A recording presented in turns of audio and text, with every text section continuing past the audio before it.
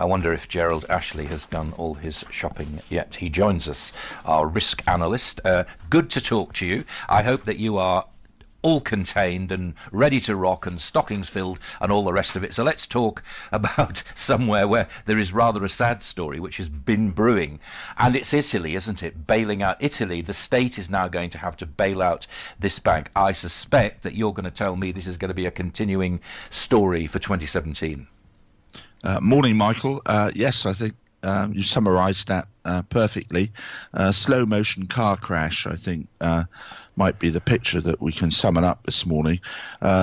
Simple fact is that, as everybody's known for a long time, Italian banks have been in difficulty and having a rough time.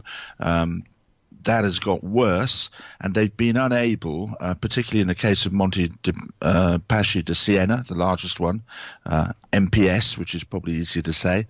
They've been trying to raise new capital from private investors who have firmly kept their hands in their pockets, and so we're in a situation where it's going to have to be the state, effectively a form of nationalisation. Right, so let's take that forward then, and let's mould in a bit of Greece as well.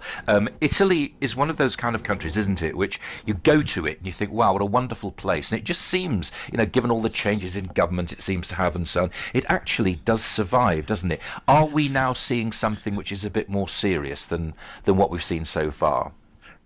Well, I think the background that you describe is very true, and I forget the exact statistic, but it's something like 68 or 69 different Italian governments since the Second World War and all the rest of it.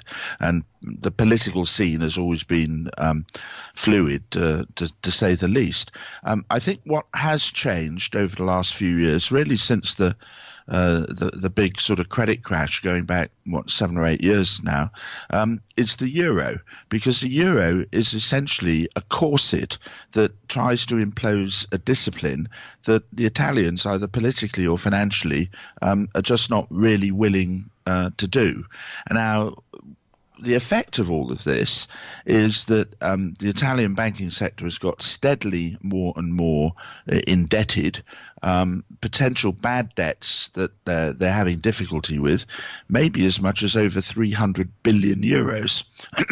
So I think, yes, you're right, Italy is working at one level, but its banks are running up a lot of bad debts, and there's no obvious way to get out of that. And so in a way it's sort of like Greece in that sense. And Greece has had a sort of taken a background role because other things have been going on. We should have been monitoring it. You and I have talked about it over 2016, and that still is an accident, a slow moving accident waiting to happen, presumably.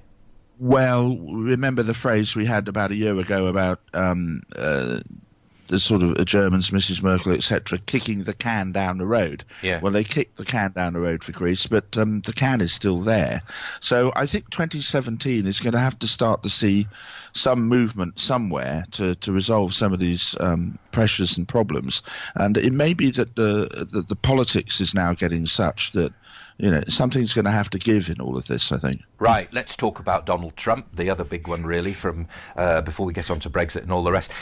So his role, his view, his stance on China, I'm guessing right now, is another thing that we're all looking at and thinking, what on earth is going on there?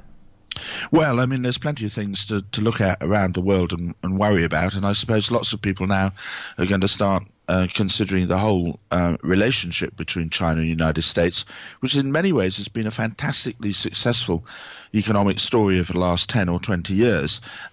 In the background, as China has gained in economic importance, and as we know at some point could well become the world's largest economy, that again has a political effect.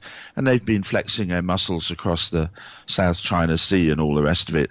And I think a lot of market commentators and sort of observers of this scene are concerned as to whether that's going to spill into the markets. So, is Donald Trump going to be good to his word and start imposing tariffs and all the rest of it, which I think actually would be disastrous. It can be in nobody's interests for free trade to be restricted like this. There may be some short-term political gain in the States, but long-term I think it would be a very bad policy.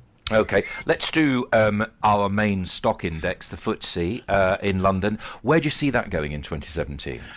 Well, FTSE is an interesting one, isn't it? Because we have to remember that a large part of it are either foreign companies or companies with a lot of foreign earnings, particularly dollar earnings.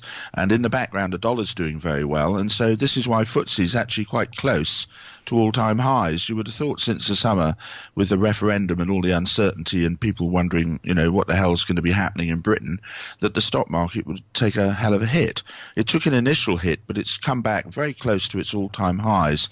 I'm going to stick my neck out, and these things are always fated to be wrong when you do it at the year end. But I think FTSE might have a good year next year, certainly the first half of the year. So why don't we say that we'll see new all-time highs in FTSE in the first quarter of next year, I think.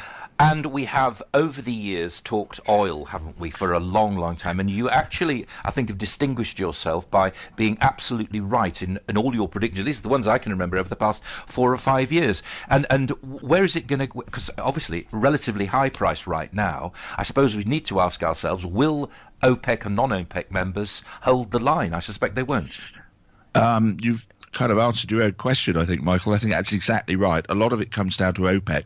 Obviously, OPEC doesn't control the entire oil market. It's only around 30% of production, but it certainly sets the weather, if you like, and also has got some of the really large producers, obviously notably Saudi Arabia.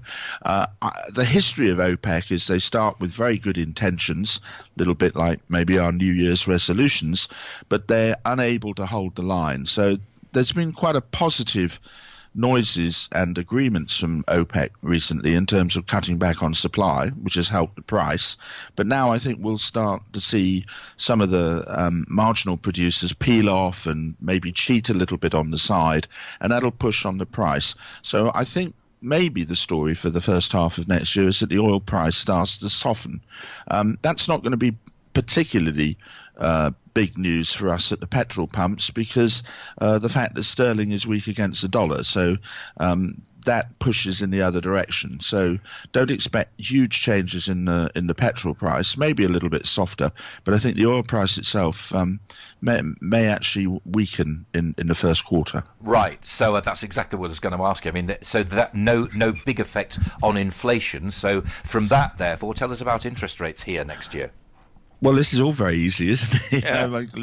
Lord knows, amongst all these many factors. Certainly, again, most analysts and commentators see a spike in inflation that may well already be in the works for the sort of first quarter or second quarter of next year. But again, I think then looking through that spike, if you like, I suspect that inflation might settle back.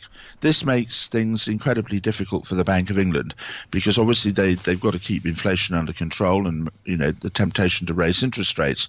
But I think they're incredibly aware that if they raise rates too soon or too quickly, it could damage the UK economy. And 2017 is going to have plenty of other bumps in the road without the Bank of England causing one unnecessarily. Gerald, I look forward to talking to you about all those next year. In the meantime, very happy Christmas to you from all the team. Gerald Ashley there from St Morgan and Company.